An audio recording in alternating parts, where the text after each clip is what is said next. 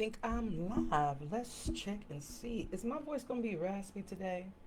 Is my voice going to be raspy today with everything that was going on this weekend? Let me make sure I can hear myself and then we'll be good to go before I start.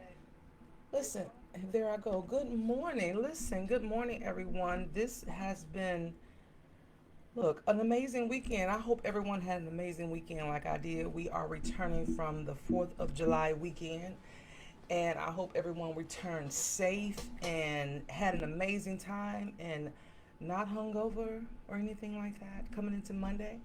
Okay, I had an amazing weekend.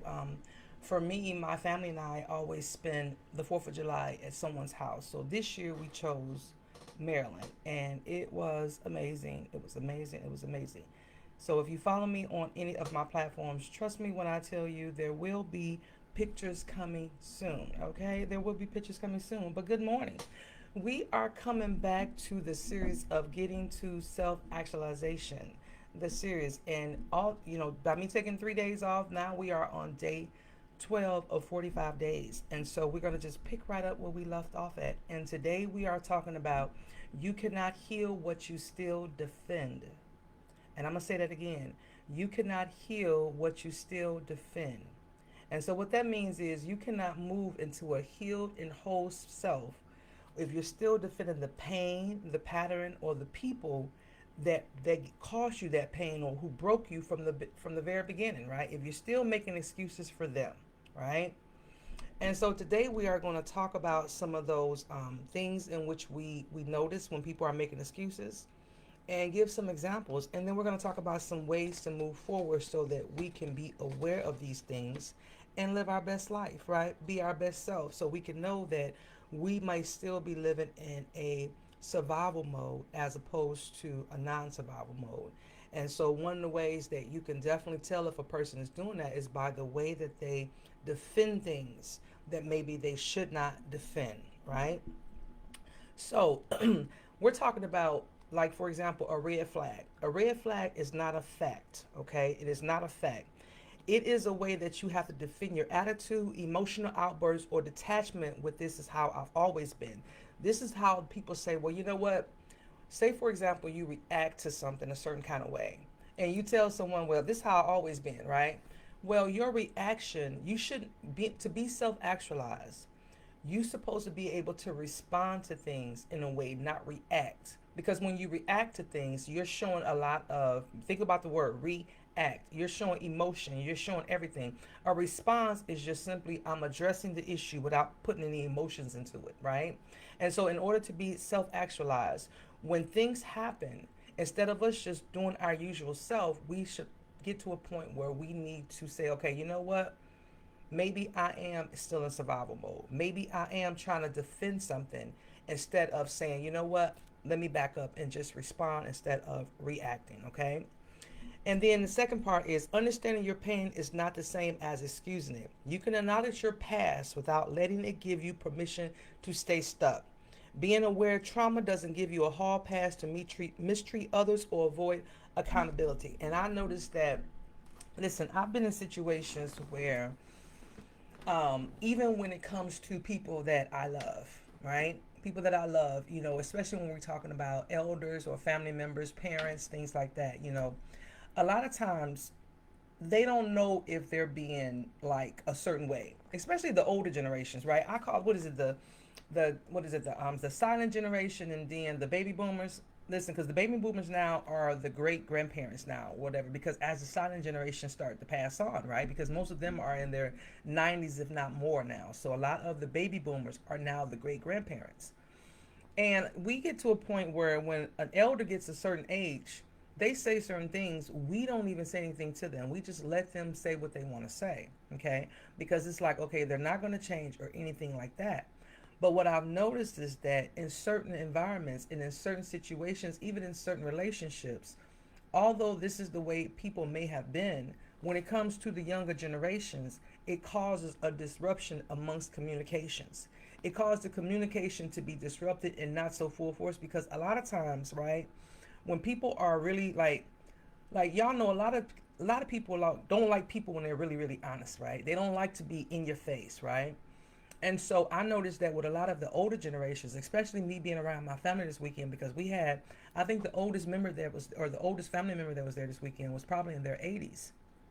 And so, or late 70s or early 80s. And so when it comes to that environment, you can tell how when it comes to certain things, the kids are like, you know what, I don't know what to say. Even the young adults like myself, because those people speak their mind. When they say stuff, they say whatever they want to say, and that's it. Okay, because they had me laughing this weekend because they say whatever they want to say. And so sometimes, like with me and my generation, we understand.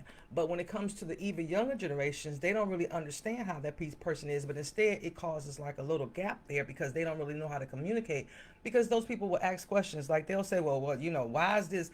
And a lot of the young kids don't want to address issues that older people bring up, right? Because older people notice things, they're gonna check you on it, they're gonna say it, and that's it, right? They're gonna say it, and that's it. And so sometimes some of that things that they're wrapped up in are their pains, and some of it is just the way they are in terms of their elders. So now they don't have that kind of time to just say, you know what, I'm gonna beat around the bush. So they're very straightforward in what they say. And I know even with myself, I have to be careful about the way that I say things too, because people will take it that I'm being combative when in actuality, I'm really curious about what I'm asking. You know what I mean? But it may come off a certain way. So I have to be aware about that. And so sometimes I have to say, okay, is this how I am, or am I being combative because this is my nature? Right. And if I am being combative, then maybe I need to change that, because if not, people are going to always be on defense with me. Right. So I have to be careful about the words that I choose. Right. And then here it says, excuses are emotional comfort zones, your excuses. So to say, well, you know what, the moment you defend your dysfunction, it gives it power. To say, well, you know what, I don't know, or, this is just how I am, or whatever. You're giving it power. You're saying that I'm refusing to change and I'm not going to do anything about it. And I'm going to say something. So I don't know if you guys listen. This is a shameless plug. Make sure y'all go over on YouTube on the X New Mize, over on the X New Mize, and subscribe to the channel. Okay. And if you know anything about that, this is a platform that my second ex-husband are doing together, right? And so now that all the episodes have been filmed, this is where now we're going in to watch. Once the guy sends us the cuts that have been made or whatever, the editing, we go through and we look at it, and then we're able to watch it. And a lot of it, I'm watching it right when it's about to be uploaded onto whatever platform. And so what I noticed in the conversations was a lot of times I was over talking my ex-husband, right? And so my immediate reaction was to defend what I was doing, right? Because I'm like, this is not how I am. I wasn't like this in the marriage, right? But then I thought about it. I've been unmarried for 15 years now. So maybe now this is the way that I am, because why, I've never had to be accountable in a situation. And so my thing with my ex is I had to ask him, was I like this when we were married? And he said, no, you weren't. But I noticed that I am like that now, where I'll talk to people, and because I want to be understood clearly, there are times when I will overtalk people. And by him being the way that he is, and we've been through so much together, I'll do him like that without even recognizing it. And on the videos that we watched, I noticed that a lot of that was me doing it. So a lot of times I cut him off before he could make his point, because I wanted to be understood, right? And again, that's trauma. That's me making sure that I'm understood. That's me making sure that I get my point across, and me making sure that I'm trying to get people to believe what I believe, right? That is indeed a trauma response, right? And so I can't make excuses for that. I cannot make excuse for that. That is a trauma response, something that I need to work on. Because if I want to be my best self, I don't want to be in a conversation with someone where it looks like it's just one way, and I'm not allowing that person to say anything, especially with a man, right? Because if I'm acting that way with him, right? Am I that way when I'm seeing a man? Am I that way when I have a male friend? I don't know, right? But it's something that I need to be aware of, because why? I don't want my trauma response to be something that's from way, way back, right? That's not who I aim to be. So I have to be aware of that. You know what I mean? I have to make sure that I'm aware of that and I'm not over talking people. All right. Accountability is a doorway to freedom. So once you start saying, listen, I can no longer make excuses for my actions, right? This is no longer serving me. This is me taking a look outside of who I am and saying, Yasheka, is this who you are? Right? And if you are, you need to take accountable for this. It's not about, like for example, when I was talking about the over talking, have I became this person? And if I have, then I need to be accountable for myself, right? Because understanding it, accepting it, realizing it, then and admitting to it, then I can start to adjust or make whatever change that need to be made so that I won't be like a disruptive person. Like, who wants that? Who wants anybody to be disruptive or just be where you can't have a conversation with them, right? And so I just want to give you a couple of examples of people when it comes to things that we may defend instead of healing from them, right? So, say for example, you may have someone that is a friend of yours, and all of a sudden something happens and they cut you off without an explanation, right? They cut you off, they no longer is your friend. This is an example of someone saying, well, you know what, this is not a response in terms of well, this is a good response. That is a trauma response. Whenever you have someone that just say, you know what, I'm not going to deal with this anymore, I'm going to cut you off, and there's no explanation given, whether it's regardless of the relationship, it could be a friendship, it could be a lover relationship, it could be whatever. They just cut you off without any explanation because they don't want to deal with any emotions. They don't want to deal with anything that may come up out of that because they make them uncomfortable, right? And so, in a situation like this is a trauma response rooted in fear and abandonment or rejection. Growth means learning how to communicate and not assume the worst. That's just how I am attitude is the very thing that keeps you isolated. So when a person says, I no longer want to be your friend, or they just bail out, right? They are avoiding certain things because why? They want to get out of the situation before they become abandoned or rejection. So they think it's just leave first. That is indeed a trauma response, okay? That is indeed a trauma response, right? Another way that you can see where people have trauma response. You're talking to someone and everything they do, they're loud about it. They're loud, they're obnoxious, they're like really loud, they're over talkative, the whole 9 yards, talking loud to everybody else. And then they'll say, well, you know what? I grew up in a loud household. Everyone in my household was loud talkers. And so therefore I learned to be loud talking as well, right? Well, although you may have been that way, right? But that doesn't make it right. So we need to understand what this is. We need to understand that, listen, maybe I do need to tone it down a little bit because although I was raised this way, that doesn't make the way that I was raised necessarily right, especially in today's society, right? Where people like, hey, why are you so loud? Back down, right? Another one, excuses are emotional comfort zone, right? When we talk about a romantic relationship, sometimes people will be closed off to romantic relationships because they feel that I've been through too much. And so because I've been through too much, I don't trust people. Because I don't trust people, I can't get into a relationship. That is you again still trying to defend what you cannot heal from, okay? Because in a situation like that, what you're pretty much telling people is that instead of defending your walls, you're saying that I'm going to put these walls up and protect me and stay isolated from everybody because if I'm not accountable for anything, right? If I don't let anybody get too close, then I don't have to worry about being hurt, okay?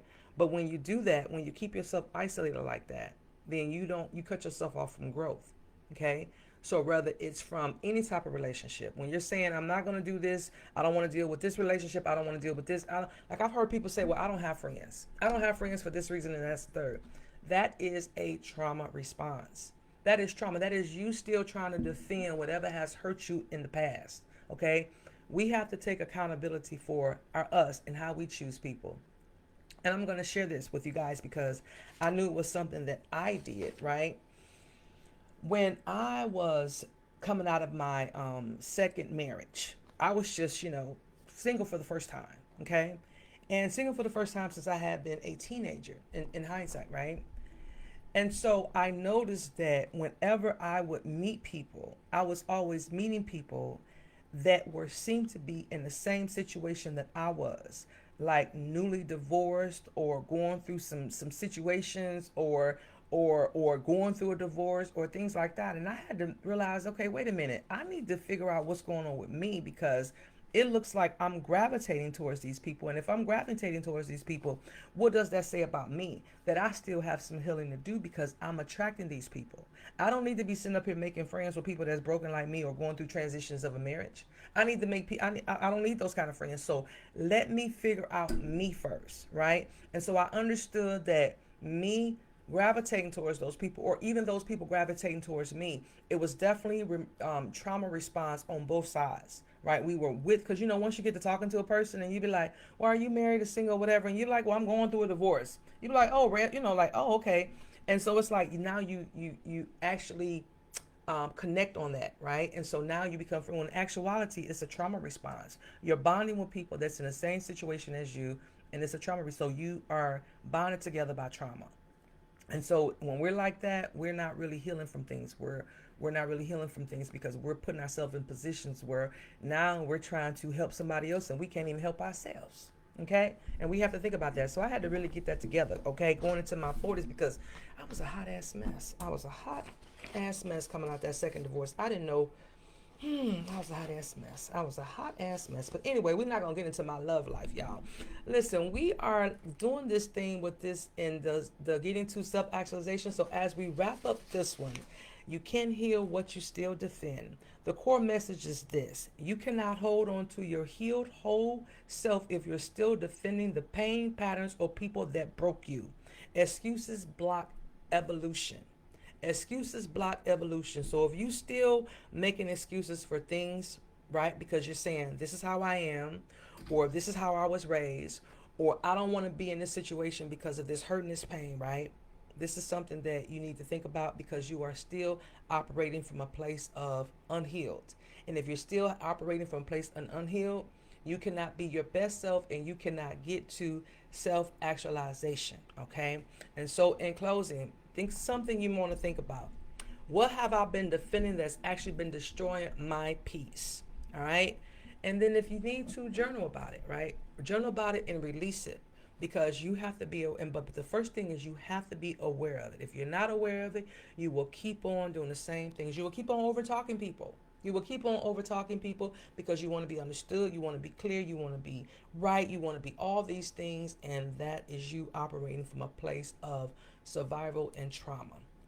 Listen, this is good, and tomorrow, if you are following this series any kind of way, whatever platform you are on now, the live will no longer be on any other platform except on YouTube.